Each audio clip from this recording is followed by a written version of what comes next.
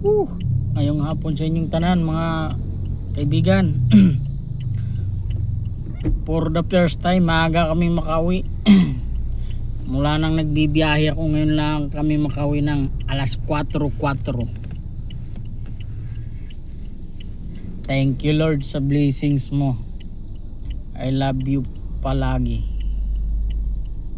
First time namin makakauwi ng ganitong oras, kasi madalas ang uwi namin alas 8, alas 9. Yan ang namin uwi. Tapos ang biyahe namin alas 5. Ngayon bumiyaya ako kanina ng alas 5 ng madaling araw. Ngayon alas 4 na. Ito, pauwi na ako. Pauwi na kami ni Tisoy kasi matraffic na rin diba? Kaya masaya ako, masaya. Ngiting tagumpay. Maaga naka-boundary. Thank you Lord. Tsaka mukhang meron akong magandang good news na balita, kasi tumawag yung ay tumawag sa akin. Sana ma-approve ako doon para hindi na ako mahirapan sa sa monthly ko. Kaya thank you talaga Lord. Salamat.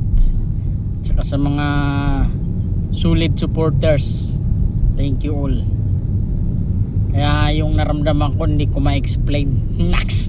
Hindi ma-explain. Wala lang.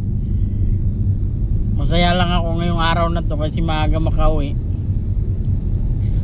Kasi mula nung nag-start ako ng trabaho na ito, hindi ako nakakauwi ng ganitong oras.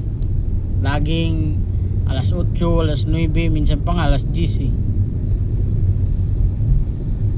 ngayon, ayan, pinawisan ako kasi masama yung pakiramdam ko. Hindi ako nag-aircon. Wala naman pasahero kaya ayos lang.